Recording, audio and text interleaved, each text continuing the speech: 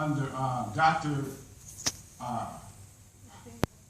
Teddy Allen Jones, and that was in 1988. Yeah, Dr. And Richetti. really from 1988 to 1999, we were students of Richetti and Dr. Theophilo Bingham. We got our start initially under Roosevelt Roberts from the Comedic Institute. Next slide. Now, one thing that I'm going to try to do today is question your assumptions about things. So I want to ask somebody in the audience, I know we have one brave person that can answer this. What makes the world go round? Huh? What makes the world go round? Right. Well, you know, this is a metaphor. I don't mean, you know, it's literal, gravity and magnetism and all that stuff. You know, Right. As a metaphor, you often hear what makes People. the world go round. Love, or money, or love, one of them. People. Love, money, people. Right, Well, I got some money here. This is money. right. Would somebody like to exchange this for me? From your hand to my hand? No, I don't mean that type of exchange. I'm talking about this is some money. This is money. Right. Have you ever seen money like this? Huh? Canadian. Canadian. Well, if money makes the world go round, if I take it to the store, I should be able to spend it, right? It's money.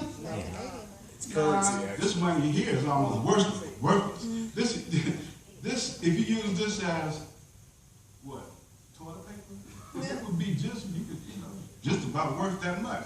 So see, it's not money. It's what? It's the idea of money. It's the notion of having something to exchange. It's not money. It's the idea of money.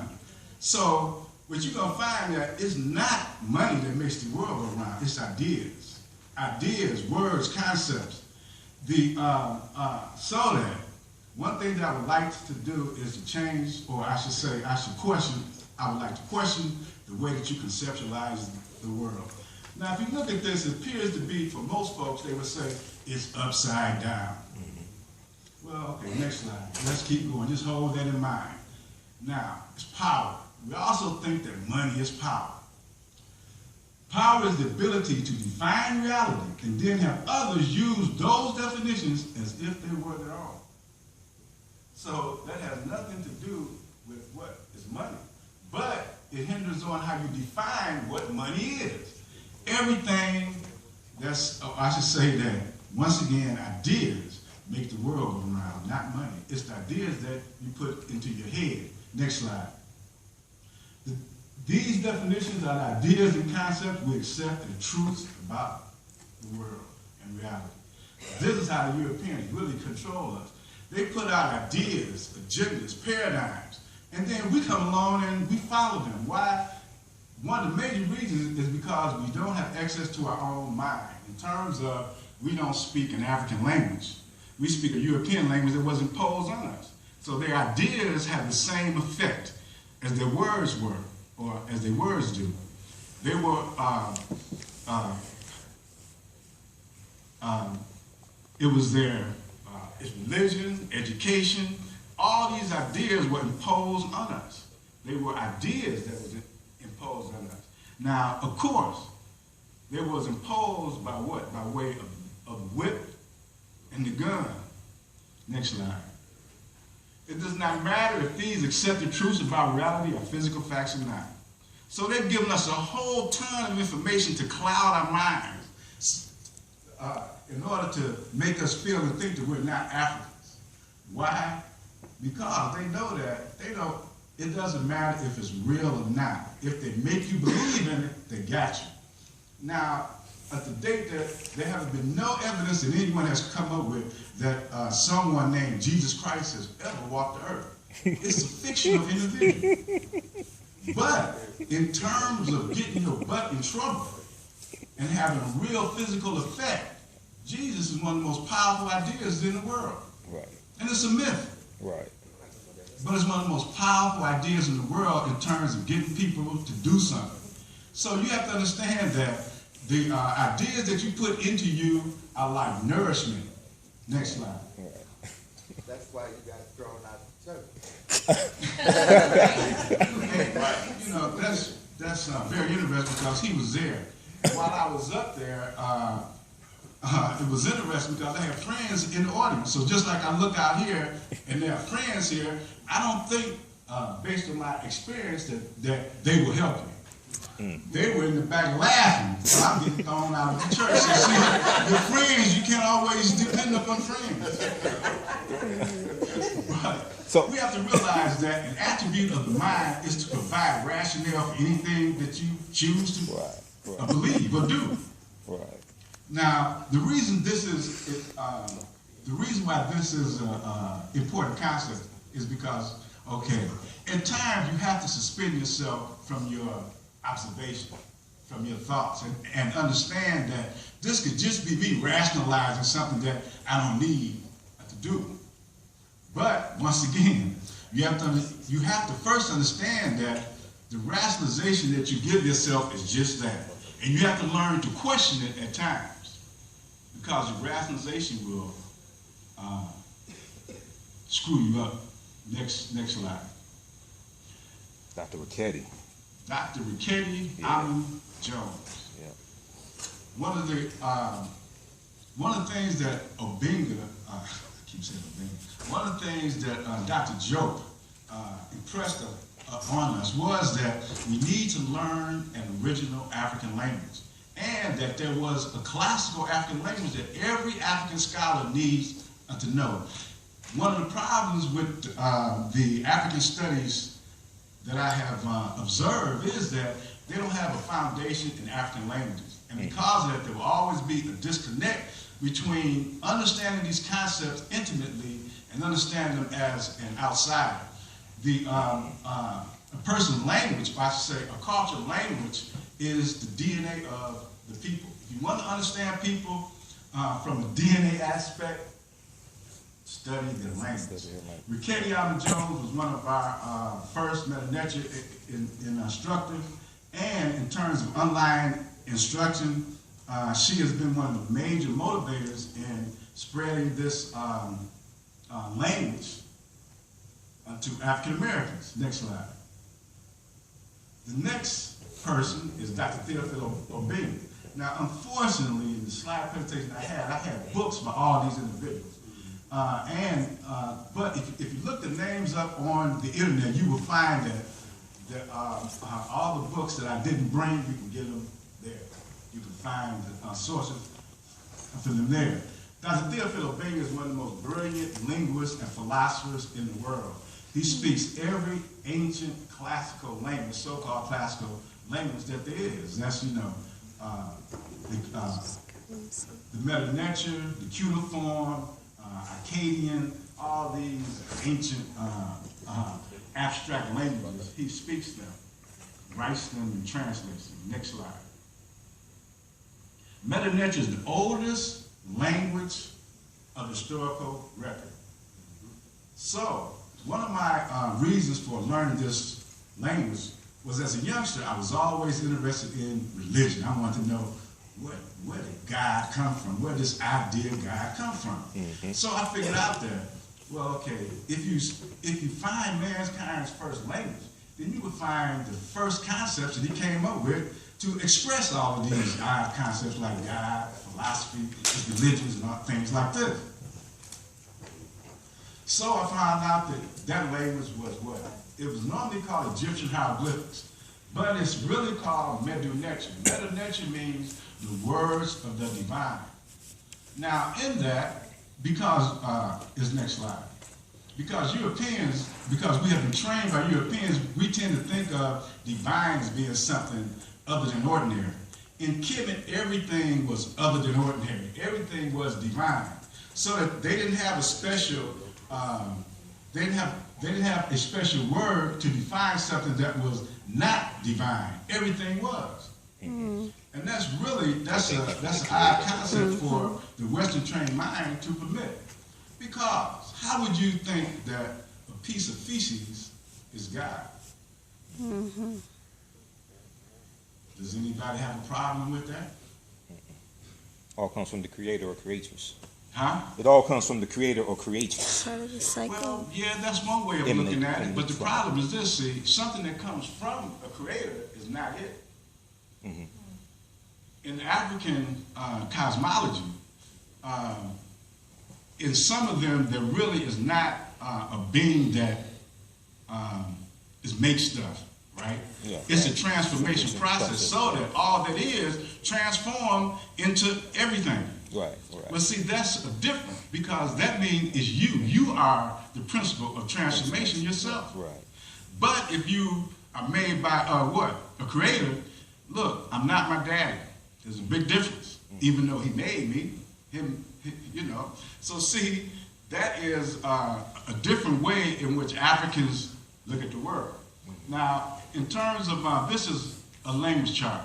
In school today, this chart is incorrect because even though they know, according to this, Egyptian hieroglyphics is at least 300 years older than the cuneiform.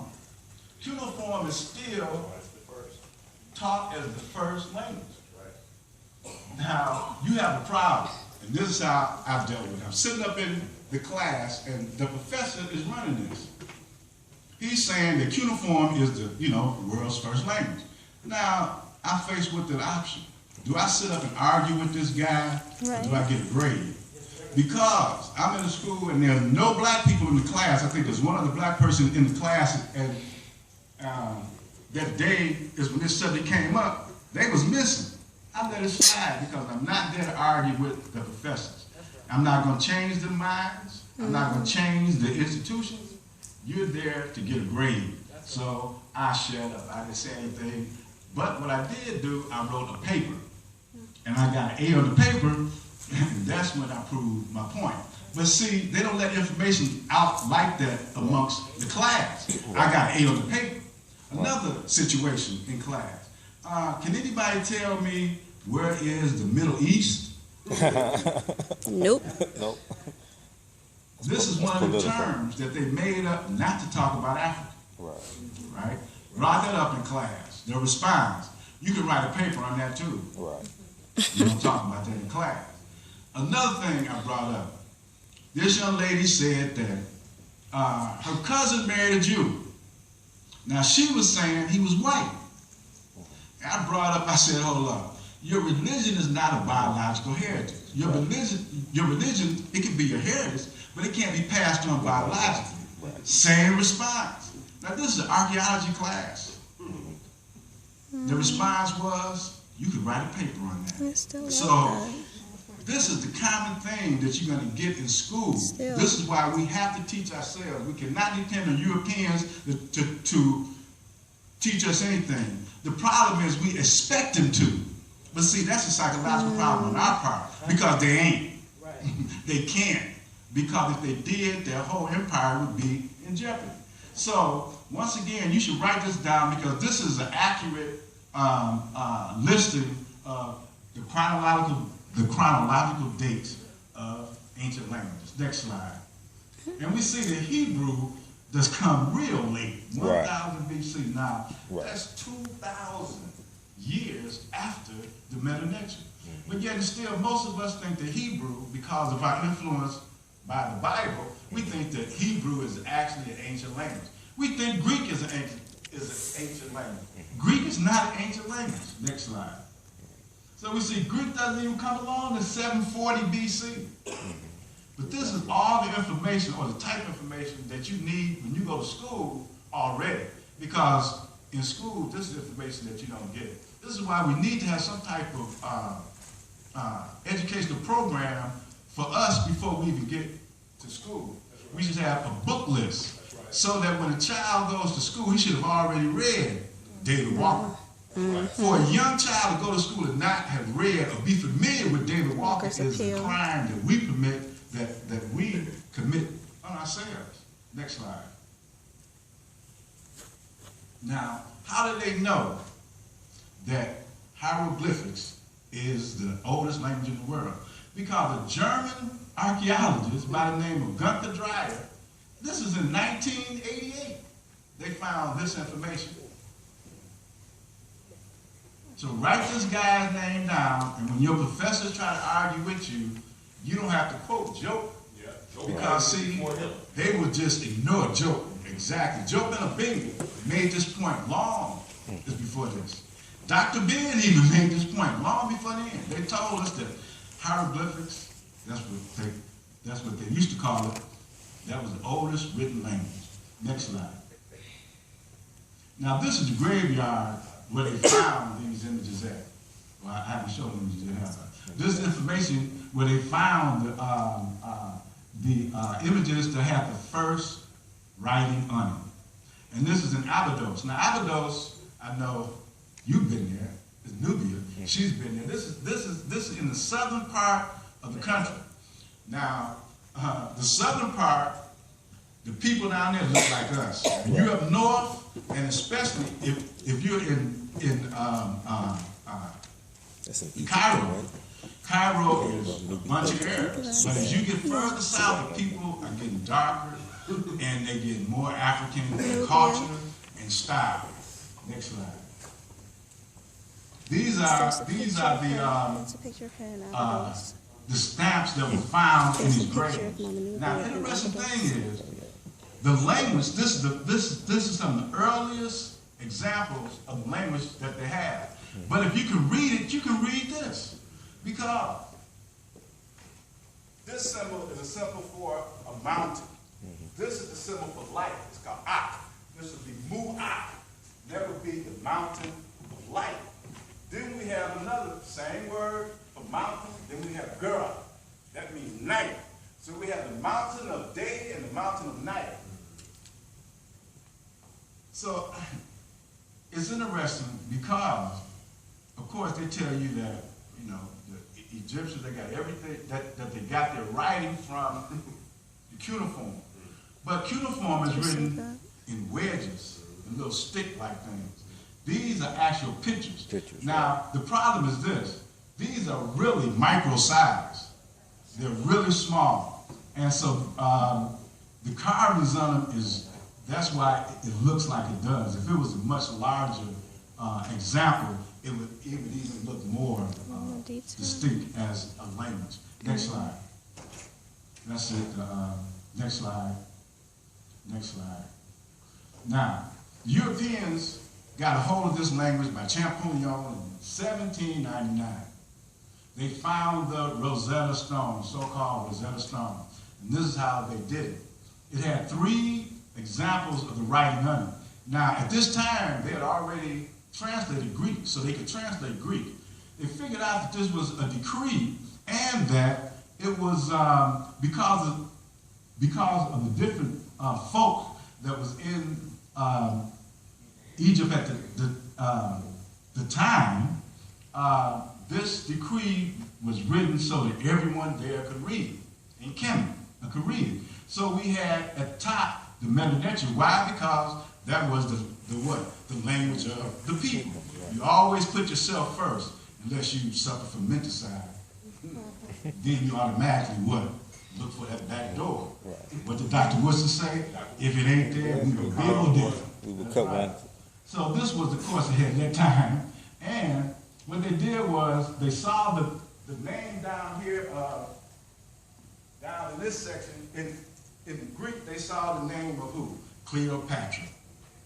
And they took that and figured out the letters. And they went back and they said, okay, language is consistent. There's one thing about language. In order for it to work, it has to be consistent. There's some attributes of language, right? Those are called your grammar. Now, because we learned English in school, we did not pay attention to grammar. When I was learning the Medew Netcher language, I paid for that. It made it painfully hard trying to learn this language, because language is constructed around the science of grammar. Very easy. You talk about something. Every time you have a conversation, you have to talk about something. That something is your subject. That subject will be doing something. That's the basic formation of all sentences that we learn in school. The basic formation for a sentence is what? A subject and a predicate.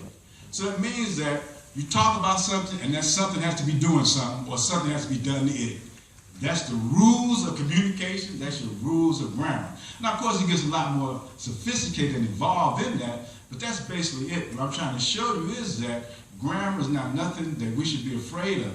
But as a youth, what you figure out is this. You don't need grammar to learn how to speak. So when we have it in school, it's never impressed upon us that, well, one day you might want to learn another language, and the language is going to be based on the science of grammar. So if you pay attention to it now, when you really need it, you already have it. I didn't, so I had to buy a grammar book and spend a whole lot of time learning boring stuff as grammar. Next slide. But one thing that we have done is that we spend so much time in doing this till we had to figure out, and I should also say that we had so many academic shortcomings, until we had to figure out a lot of shortcuts that you don't have to go through. So that the classes that I teach, you don't have to go through a lot of headaches that we did because we have invented shortcuts to help you through it. Europeans have been studying this language since 1799, like this. Next slide. They go over there and they meticulously trace over the images, take these back to the laboratory, and they translate. Then they come up with their translations, they put them in books, and we read them. Right. Not realizing that you are at the hands of the translator. Translators can screw it up totally, and you never know it. This is why Obinga, Joe, Richetti, all of them said that you must learn how to read the text for yourself. Right. When I first heard this, I was at a Melanin conference in San Francisco in 1980. Was that the first Melanin conference? 1980, San Francisco. And Richetti was there. She said that, like, all the authors that you guys read, Church Word, Massey, all of them, she said, they're no good. You have to learn how to read the Medew Netcher text. I was so incensed. I got up and I asked her a question. I said, how do you come on now, that's not fair. Everybody's not going to be able to translate this language. Could you give me some authors I could read so that I would know which ones are more right than others? She looked at me and she said, you have to learn how to read the text yourself. None of them are right. Now, at the time, I didn't know that. But once you learn how to read the Medew Netcher, you will see that 99% of the information out here about Europeans is nonsense. They literally making things up. But if you can't translate it, you don't know this. Next slide. So, you must learn to read the writings on the wall. All the information about Kemet is right there, not in the books. Right. When you can read when you can read the reading on the wall, you become a translator. That makes your word the authority. I don't care what degrees you have. If you can read the Medew Netcher, that makes you an authority. Now, I don't have a degree. When I first started engaging folks with this language, it was online. And they didn't know I didn't have a degree. And that's when I really found out the power that Obinga and Joe, that they gave us, because I could converse coherently with any PhD, and they not know it. At times, I corrected them, and that really, it gave me a big head, because like I say, I have no degree. But this language, one thing that they have impressed upon us is that this language is powerful. It gives you a certain amount of power. This is why you have to learn how to read the writings on the wall. When we want to understand the attributes of the Netcher, next slide. Those attributes come from the wall themselves. Now, this is the attributes of the head of Aset. Now, Aset is who the Greeks call Isis. And of course, that word is throwing up a lot of hassle today. I had a friend who was upset because they were talking about this, what they call a radical Islamic group, ISIS. And I didn't get upset. I said, well, why should I be upset? Oh, well, they use ISIS. Right. I said, it's their That word. ain't the name. They should use it. Yeah, that's not what we call it. Because her name is Aset, not ISIS. So why should I be upset? Okay, They're nothing talking to do with about us. their own convention, not mine. But her attributes. Now, we hear that she is a God, right? Well, it doesn't say that up there. There's no word up there for God. This says, Mdw Ntr, Yeah. which is the word spoken by. Aset.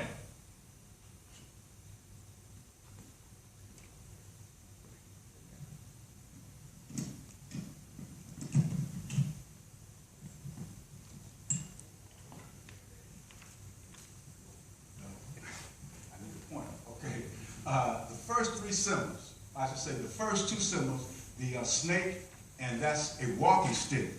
That's a verbal construction, and it means word spoken. Then next is a preposition. That's the I-N. You say, what is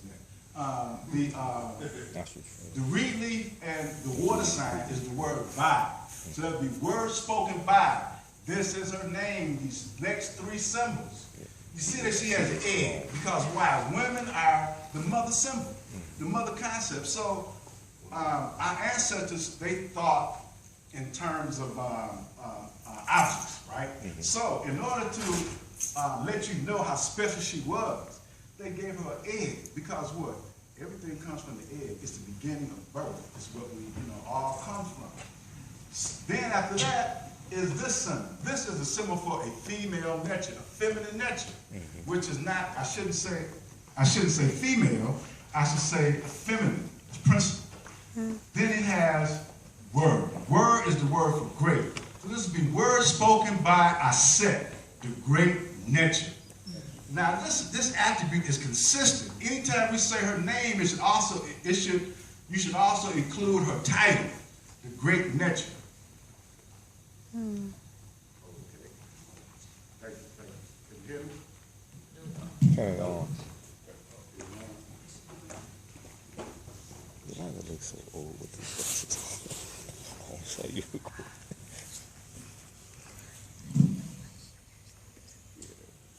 She's a year older than me. Then her next attribute, this would be Mdw Ntr, the mother principle. These are not God, these are principles. She's the mother principle, because what? The great mother is a principle. It's not, the great mother is a principle. I have to try to remember to keep this next to my mouth. As you talk, you tend to get loose and want to move your hands around. Right. Okay, so she is Mdw Ntr, the great mother principle. That's what that means. Next we have Nebet Pet. That would be the feminine principle of the sky. Then we have Mdw Ntr. That would be the companion of all the Netcherus. Now you have to look at these as principles. So the feminine principle is a part of everything in life. Everything is a combination of these principles, male and female principles. You can be more accented on one than the other, but everything is composed of both principles. Then we have, then she says, right, she is the companion of all of the Netcherus, the foremost of the West. Now this is a feminine representation, because they always break things down in male and female principles. These are complementary duality. There's a part of everything that they did, the way that they conceptualized the world and expressed that conceptualization was complementary duality. Next slide.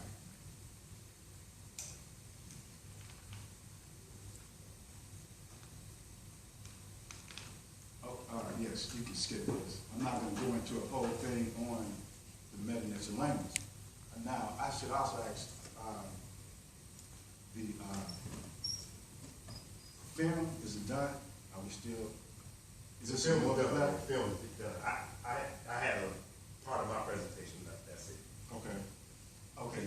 Let's go ahead. Hold on for a second.